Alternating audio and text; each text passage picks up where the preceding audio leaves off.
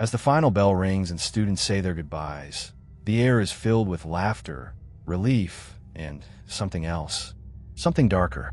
Most people see the last day of school as a time of celebration, but for a few unlucky souls, it became a nightmare they would never forget. In this video, we bring you 3 terrifying stories of final school days that ended in fear, mystery, and tragedy. From eerie encounters to chilling disappearances, these stories will make you question if the last day of school is truly the end, or just the beginning of something much worse. Stay with us until the end, because some endings are far more horrifying than you could ever imagine.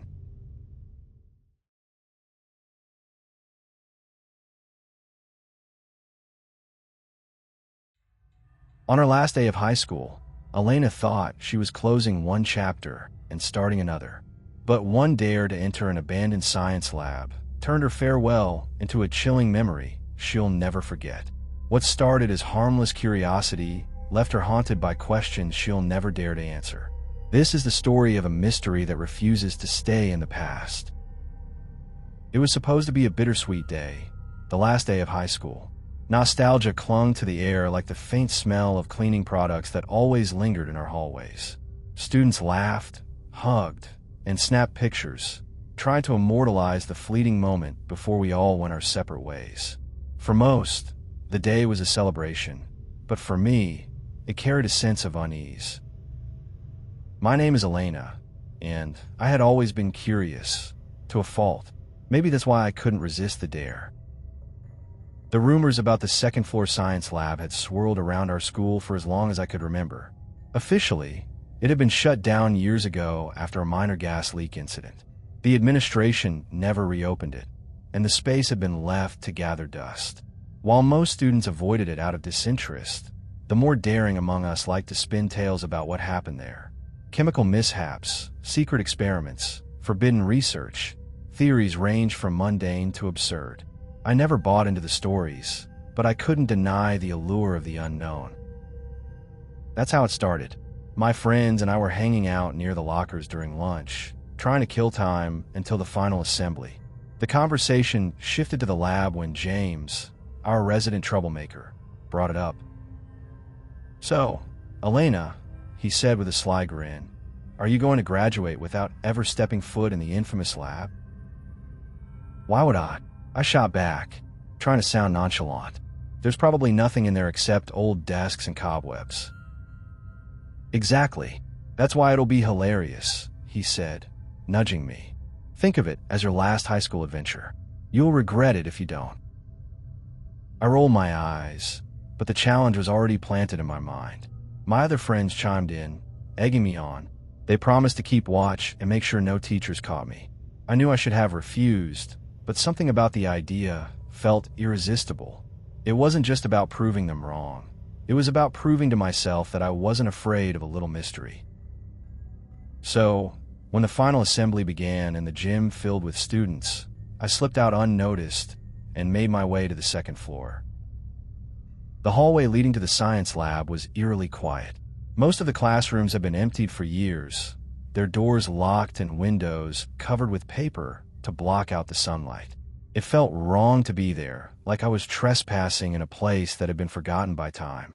My footsteps echoed faintly as I approached the lab's door, which was marked with a faded Science Lab 2B plaque. The door wasn't locked. I hesitated for a moment, my hand hovering over the knob. Was this really worth it? My friends would never let me live it down if I chickened out now. Taking a deep breath, I pushed the door open. Inside, the air was heavy and stale, carrying a faint chemical smell that reminded me of old cleaning supplies. The room was exactly what I had expected. Rows of dusty desks, overturned stools, and shelves lined with broken equipment. Beakers, test tubes, and old textbooks were scattered across the surfaces, as if the room had been abandoned in the middle of a lesson. I walked in slowly, my eyes scanning the space. Despite the years of neglect, everything seemed oddly preserved. Papers were still pinned to the corkboard, detailing half-finished experiments and safety guidelines. A chalkboard at the front of the room displayed faint equations, barely visible beneath a layer of grime. Curiosity drove me deeper into the room.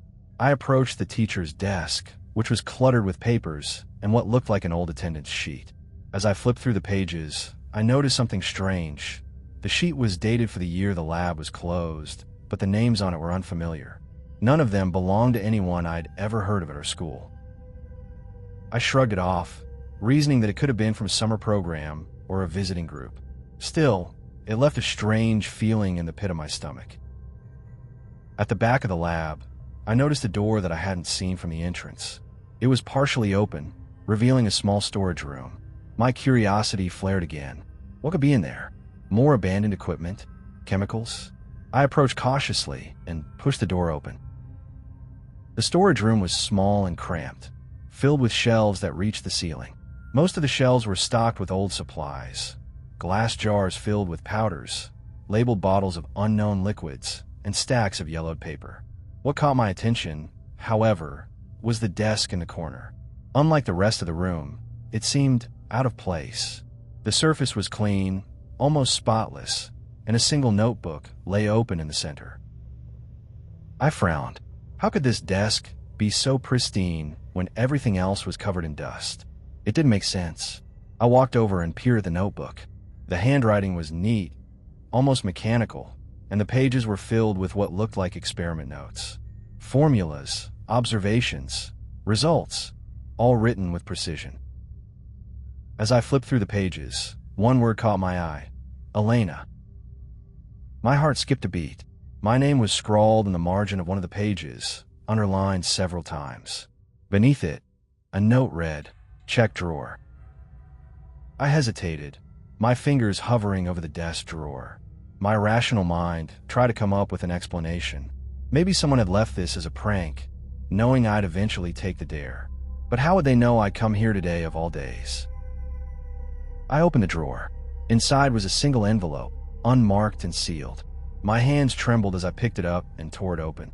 Inside was a single sheet of paper, and on it, in the same precise handwriting as the notebook, were the words, "Leave now.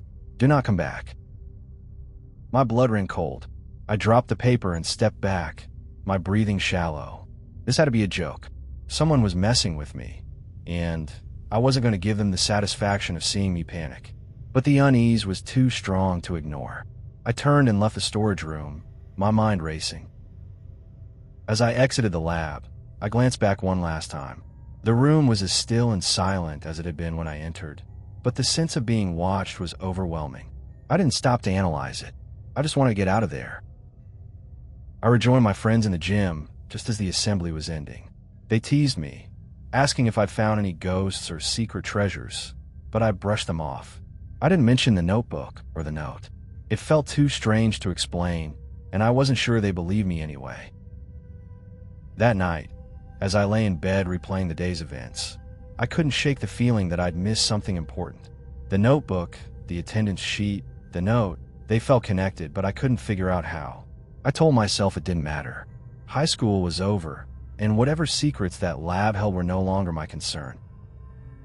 But the unease lingered, growing stronger with each passing day. Every time I closed my eyes, I saw that notebook, my name scrawled in its margins, the words etched into my mind. "Leave now. Do not come back." For weeks, I found myself wondering what it all meant. Who had written those words? Why had my name been there? The questions gnawed at me, but the thought of returning to that lab made my stomach churn. In the end, I made a choice. I would never go back. Some mysteries, I realized, were better left unsolved. Whatever had happened in that lab wasn't something I wanted to understand. It was a part of my past now, a strange and terrifying memory that would stay with me forever. And that was enough. I didn't need answers. I didn't want them. High school was over, and I wasn't looking back.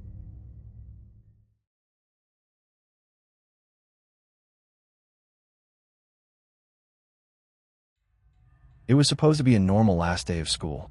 Just two friends, reliving old memories, pulling one last prank before summer break. But when they stumbled upon a locker that shouldn't exist, one that wasn't there in any yearbook photos, things took a turn they never expected. What they found inside left them with a warning they couldn't explain and a mystery they were too afraid to solve. Was it just a mistake, or had they uncovered something that was never meant to be found? Stay with me until the end, because this story will leave you questioning everything. The last day of high school wasn't supposed to feel this empty. The halls, usually buzzing with students rushing to class, were now eerily quiet. Most people had already left, eager to start their summer break. But for me and Dylan, my best friend since freshman year, there was still one thing left to do. "Come on, man, one last time." Dylan grinned, tossing a coin between his fingers. "We carve our initials in the lockers, and that's it. End of an era." It was a dumb tradition, something we talked about for years, but never actually did. But now, standing in the middle of an almost deserted school, it felt like the perfect moment. The school janitor, Mr. Howard, barely glanced at us as we walked past his supply closet. He'd probably seen enough seniors sneaking around for one day. We headed toward our old hallway, where our lockers had been for 4 years. The plan was simple: carve our initials, take a photo, and leave. Simple, until we saw the extra locker. Row 17, the section where our lockers had always been, was supposed to have an even number of lockers. That was just how it was designed. But as we stepped closer, I noticed an odd gap, just wide enough to make room for one more locker. I stopped. "Dylan, do you remember this one being here?" He frowned. "What are you talking about?" I pointed at the locker. The metal door was slightly different, less worn, like it hadn't been there as long as the others. The lock was old-fashioned, not like the standard built-in locks the school installed a decade ago. No number, no scratches or stickers from past students, just blank. Dylan knocked on it, grinning. Maybe it's a secret stash of old textbooks. The sound was hollow, different from the others. Not empty, but off. "You ever see anyone use this one?" I asked. Dylan shrugged. "Dude, who cares? Let's do our thing and go." I hesitated but nodded. Maybe I was overthinking it. We got to work, using a small pocket knife to carve our initials at the bottom corner of our lockers. The metal scraped loudly under the blade, echoing in the quiet hall. The whole thing felt surreal, like we were breaking some unspoken rule. Then, out of nowhere, Dylan chuckled. "You're not going to believe this." I turned. He was crouching by the extra locker, running his fingers over faint, old scratches near the bottom. I leaned in and squinted. There, barely visible, were initials. BT. My initials. I jerked back. "That's weird." Dylan's smirk faded. "Dude, did you?" "No." I cut him off. "I've never touched this locker before." We exchanged glances. It could have been a coincidence. A former student with the same initials. That had to be it. But something about the scratches didn't sit right with me.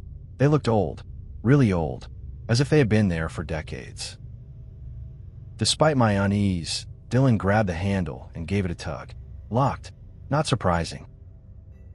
"Guess that's that," he said, standing up. But I wasn't ready to walk away. Something about this locker nagged at me. I gripped the handle and pulled harder. It didn't budge. Not even a little. The thing felt like it was sealed shut, like it had been welded in place. "All right, seriously, let's go," Dylan muttered, glancing toward the hallway. "Howard's gonna lock up soon." I hesitated, then let go. He was right. There was no reason to keep obsessing over a locker. We took our photos and started heading out, but as we walked away, I couldn't shake the feeling that we had just walked away from something we weren't supposed to see. Later that night, I was flipping through my yearbook when something made me pause. It was a group photo from sophomore year, taken right in front of our lockers. I scanned the background, looking for the extra locker. It wasn't there. I frowned and traced my finger over the row of lockers. No gap, no blank, unnumbered door, just the original set. I grabbed my phone and texted Dylan. "Me, check your yearbook. Tell me if you see that extra locker in any old pics." A few minutes passed before he replied. "Dylan, dude, what the hell? It's not in any of them." I swallowed hard. The locker existed now, but 2 years ago it hadn't. I didn't know what to make of that. I couldn't let it go. The next morning, before the school officially closed for summer, I biked back. The halls were practically empty except for a few teachers packing up their classrooms. Row 17 was exactly as we had left it. The locker was still there. I hesitated before stepping closer. A deep unease settled in my gut. I traced my fingers over the scratched initials again. My initials. And then, impulsively, I tried the lock one last time. It clicked open. The door creaked as it swung outward. Inside was a single item, an old, faded piece of notebook paper folded in half. My breath hitched as I reached for it, unfolding it carefully. There were only 4 words written on it in shaky handwriting. You shouldn't be here. A shadow moved in my peripheral vision. My head snapped up, but the hallway was empty. I took a step back, heart hammering. Without thinking, I shut the locker and backed away. My hands were clammy. My legs felt stiff. And then I ran. I didn't stop until I was outside, gulping in the warm summer air. I looked back at the school, half expecting something to change, for the locker to disappear or for someone to be watching from the windows. But everything looked the same. Except it wasn't. I don't know what I found that day, and I never went back to check. But one thing was certain, some things are better left alone. And that locker was one of them.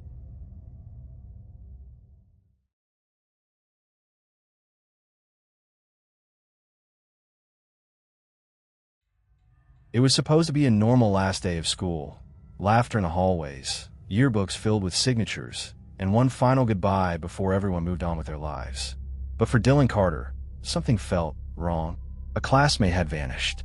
Not just absent, but erased, locker emptied, yearbook missing his name, even teachers denying he ever existed. At first, Dylan thought it was a mistake, but the deeper he looked, the more unsettling it became. By the time he realized the truth, it was already too late. Stay with us as we unravel this chilling mystery. The last day of high school was supposed to be one of the happiest days of my life. Everyone was buzzing with excitement, signing yearbooks, and making last-minute promises to keep in touch. The hallways felt lighter than ever, free from the weight of exams and deadlines.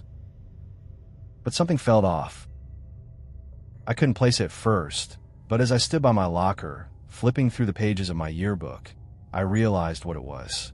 One of my classmates, Matthew Graves, was missing. Not just absent, missing. It hit me like a delayed realization. I hadn't seen him in over a week. At first, I thought maybe he was sick or had already started summer early.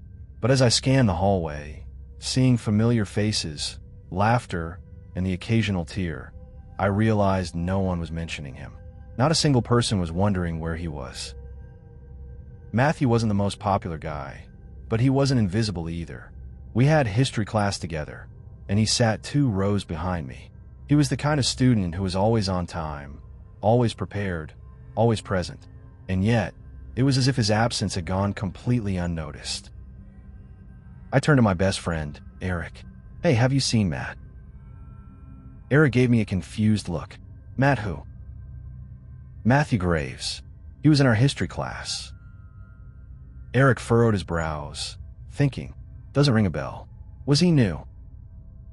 I stared at him. No, he's been here for years. Eric shrugged. Sorry, man. Maybe he moved or something. But that didn't make sense.